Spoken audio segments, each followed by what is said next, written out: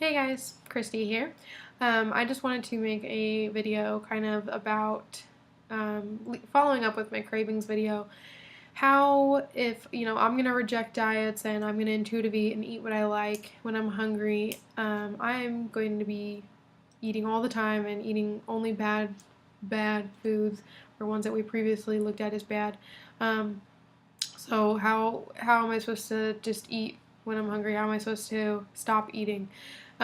That's a really common question, and I thought the same thing. Coming off of a restriction binge cycle, I was like, I'm just going to be eating all the time. If I allow myself to eat whatever I want, I'm not going to be able to stop.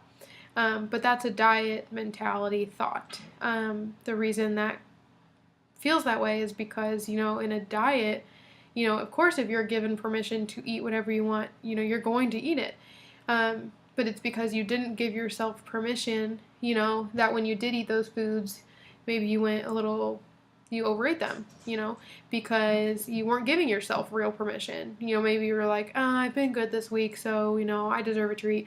But in the back of your mind, you're judging yourself and you're really thinking that you're screwing up your diet. And so that's why you eat a lot of it, because you're telling yourself in the back of your mind that you're not going to eat it again. And, tomorrow you're starting over and you're going to be better.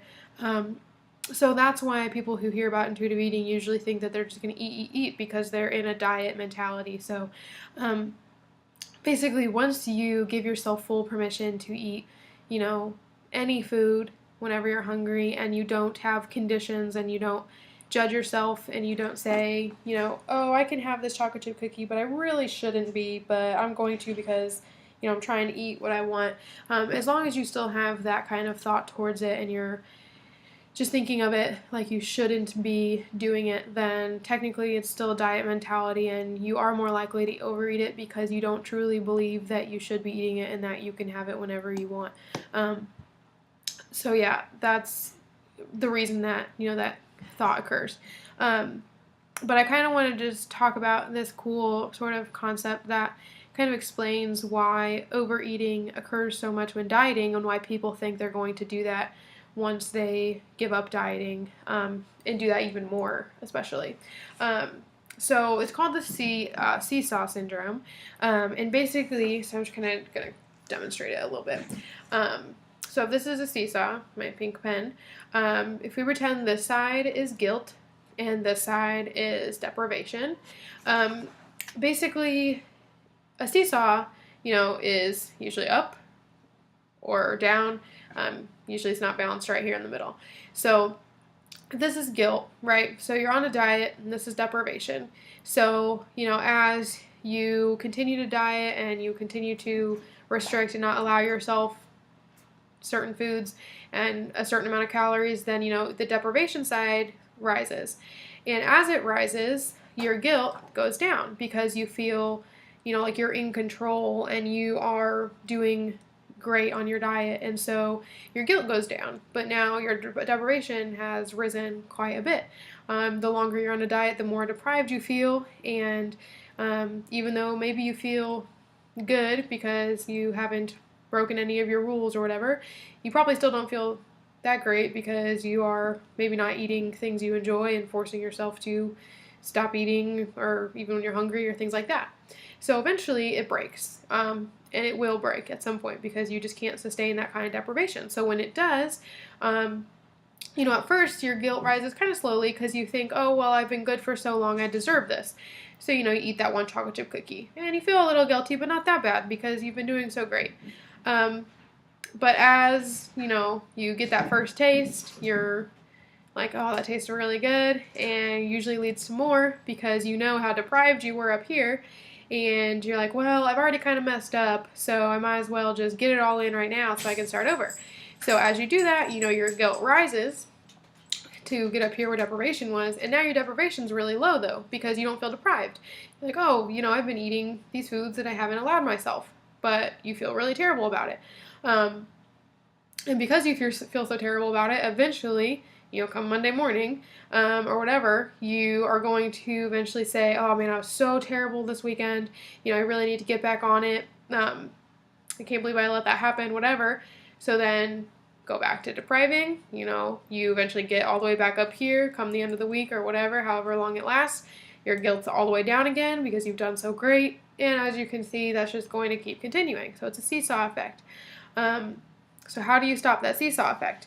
Well, if you ever were on a seesaw as a kid, you know that when someone hops off, well, the game is pretty much over. And if they hop off and don't warn you, then they're also a jerk. But the game's over. So what needs to hop off then? Well, the deprivation. Once the deprivation goes away, guess what? So does the guilt. Because the reason the guilt occurs is because you have set up these rules or someone else has told you what rules to follow. And when you break them, you feel guilty. And when you eat the food you're not supposed to, you feel guilty. Well, once those rules are gone, there is no guilt needed. So once you give yourself full permission to not be deprived anymore and to eat what you enjoy, and all foods are fair game, then that guilt won't occur. Why would you feel guilty when you don't have a rule that says, I can't eat this? Why would you feel guilty for eating when you're hungry? Because your body needs it. And I understand that maybe that sounds kind of unrealistic right now, because if you're in the dieting mentality right now, all those things are going to sound like they'd make you feel guilty. But that's just a product of dieting rules. And it is amazing how freeing it is to not only get rid of deprivation and restriction, but the guilt that goes along with it. It's just not a life to lead to, that feeling of power or whatever, self-control. Yeah, that feels great temporarily.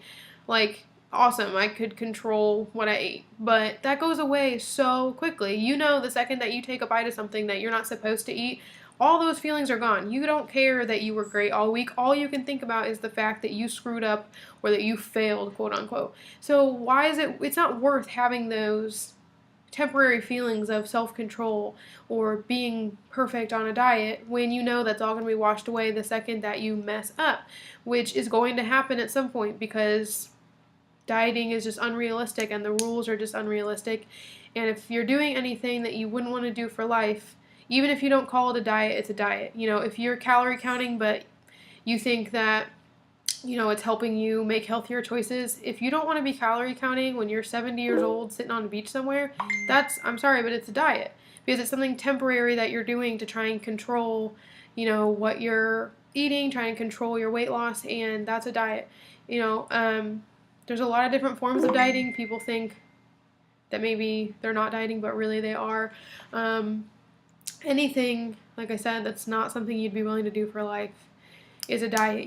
Saying, oh, I'm only going to eat healthy foods, but I don't feel restricted or whatever. I'm eating whatever I want as long as it's healthy, as long as it's not junk food or whatever.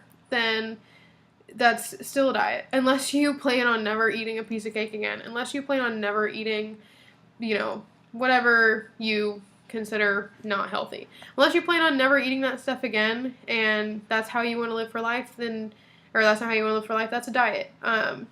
You can't